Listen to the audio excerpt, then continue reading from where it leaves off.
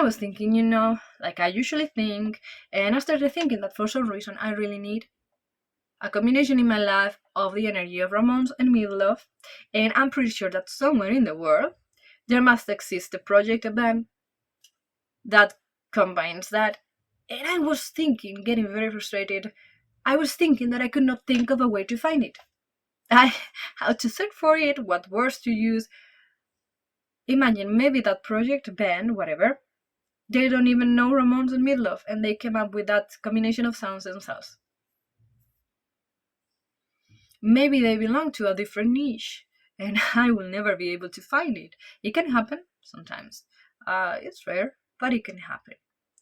And that led me to think of all the insane amount of projects of different styles and genres, different kinds, different ideas, that I always find an excuse to leave aside unfinished.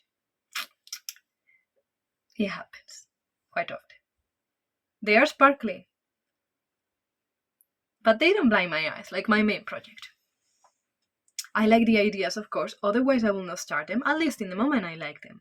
I have fun, I enjoy them, and I have so much to give to the majority of them.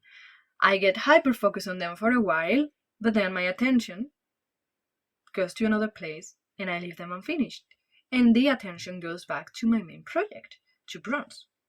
While it may not be visible from the outside because I'm aware that the material published is not much, the amount of time, effort, and ideas put behind, oof.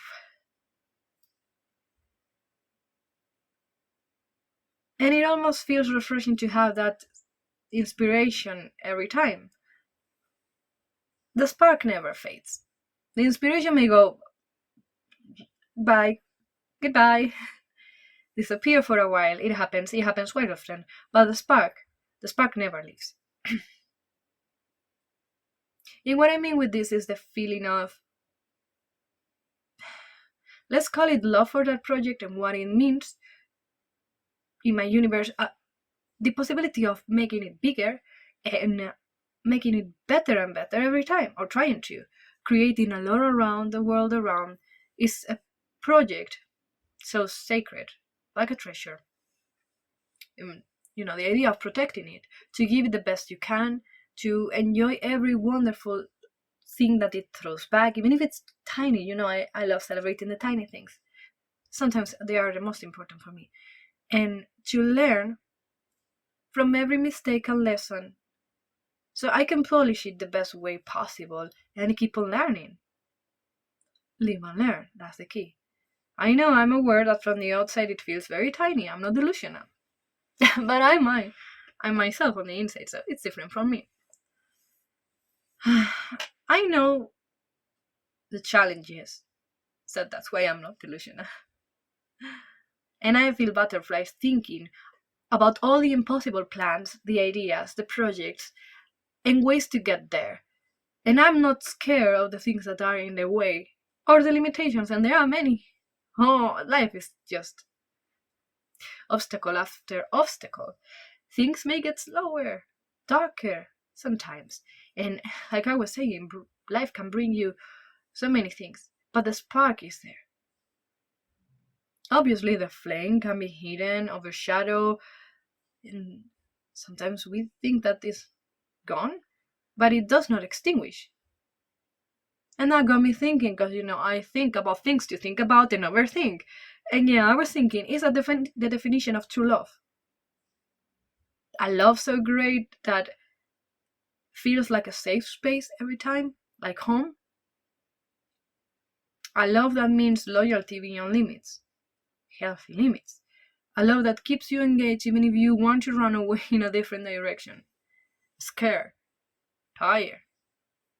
I love that even if you need rest from playing the same song over and over and over and over and over and over for decades, you take a moment, take a deep breath to clear your mind, and you go back to it, and you feel your spine crawl. I love that challenge you. I love that waits for you with open arms whenever you're ready again. A love that forces you to understand the flaws of life, many flaws of life, your flaws, and instead of abandoning cowardly running away, like I was saying, instead of that, it inspires you to learn and become better every time for that project. A love that sees your tears and then sees you rising up, ready to fight wielding a sword of fire. Maybe I'm just a cheesy romantic with a heart and face of a Victorian poet. But I was thinking, and I was thinking that that sounds like true love to me.